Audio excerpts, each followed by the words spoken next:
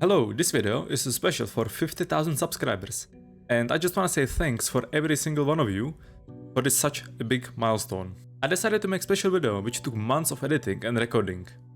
This video is going to be about lore from Hans Showdown, about the Phantom, the character of my channel, and how it all started for him.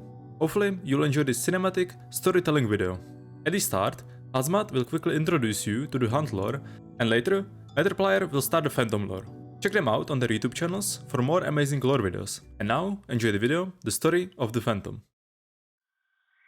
At the end of the 19th century, somewhere deep inside the bayous of Louisiana, a war was waged between the American Hunters Association and a paranormal phenomena known only as the corruption. Threatening to eat away at the very existence of the human race, the spiritually gifted individuals known as hunters took up arms against this unknown force. However, the integrity of the association's members, upon discovering the powerful potential hidden within the depths of the corruption, would quickly be drawn into question, and as opinions on either eradication or preservation of the corruption segregated the former alliance, turning the hunters against one another, it would seem once again that man's worst enemy turned out to be himself. The members of the AHA know what lurks in the bayou. They know the dangers of venturing into the swamps unprepared, of being foolhardy. They know to fear that which they hunt, but they know to master that fear, to banish the monsters of the bayou. Yet, there is something that they fear above all else, something they do not know how to fight, an ominous presence that hunts the hunters, something that paralyzes even the bravest hearts with fear, something ruthless and unrelenting in its lust for violent revenge, the being known as the Phantom.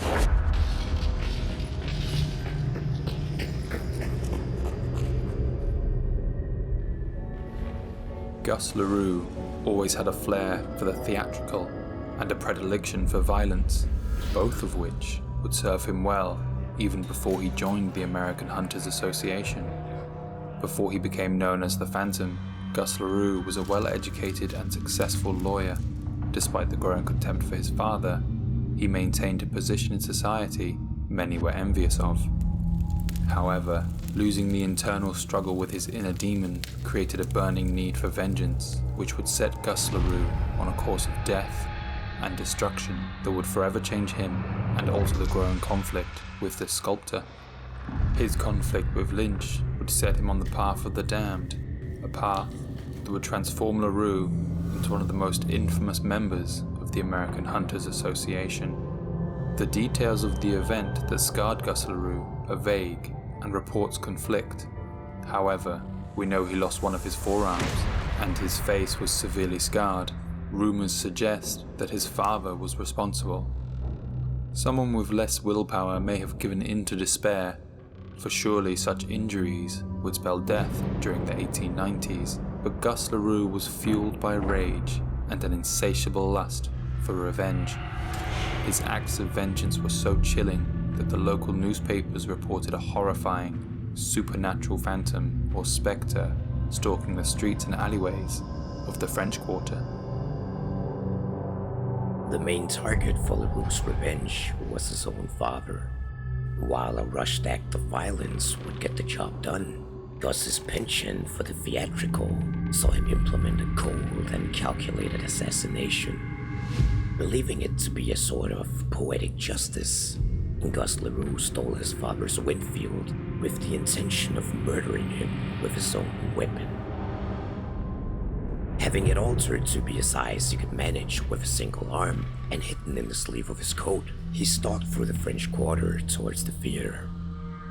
Gus's initial plan was a dramatic stroke of poetic justice. He intended to wait for the orchestra to play their final crescendo before extinguishing his father's life.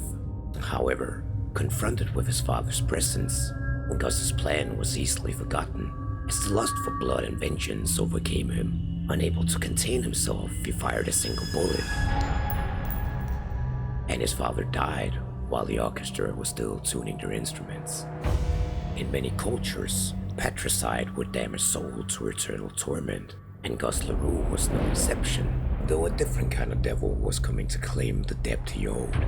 The Irish woman, the being that wore a human skin, and went by the name of Lynch. Lynch had taken pains to recruit Gus LaRue's father into the ranks of the AHA, and she took his murder not only as a personal affront, but also a damaging loss to her ranks, causing yet another setback in her plans. LaRue struggled with his missing arm, the pain of that phantom limb, and sleepless nights. All of this caused him to fall into deep despair. Yet, he knew he was left with little choice but to go on the run. His reputation now completely destroyed, he realized the justice he fought for did not exist. He fled New Orleans and intended to never come back. His previous stature in society was nothing but memory now. He found himself starving most days, forced to beg, scavenge, and steal to survive. His relentless pursuers were never far behind. Upon reaching the state border, something prevented him from leaving. It wasn't a sense of honor, but perhaps the realization that it would be better to die fighting than live in eternal flight from Lynch's wrath. Affixing a blade to his windshield, dreading having to use such a crude and violent weapon, he turned back to face his inevitable end. When he finally used the bladed windshield to cause the bloody and painful death of another human being, he found that he felt no different. What little compassion and humanity left within Gus LaRue was quickly fading away, leaving only the phantom in its wake. Wondering if it was Lynch's otherworldly powers that led her to him, the phantom carefully chose a place for what he assumed would be his last stand, a simple barn with the advantage of height and a dozen places to shoot from. He burned out and illuminated the field out front to create a killing ground. His flanks were secured by a lake, in which lurked a creature he'd seen drag anything that dared enter the water beneath its surface, never to re-emerge. He knew Lynch and her men would be forced to approach from the tree line. It was at dusk when he spotted them, 3 hunters in the woods. With the scope on his windshield, he could see them clearly enough, and opened fire. The duel with Lynch's men lasted throughout the night, and by daybreak, 2 of his assailants were dead. The morning was still, and when there was finally movement among the trees, the phantom was shocked at what he saw. Emerging from the tree line was the Irishwoman, Lynch herself, her stark white hair mostly concealed by a wide-brimmed hat. She wore a wry smile, and carried with her a wooden case. She did not call out, she said nothing at all. All she did was walk out into that killing field, gently place the wooden case on the ground, and then fade back into the trees. Expecting the case to explode, the phantom waited, keeping a tense vigil on the woods, constantly aware of the ominous presence of the wooden case. When dusk finally fell, he left the safety of the barn.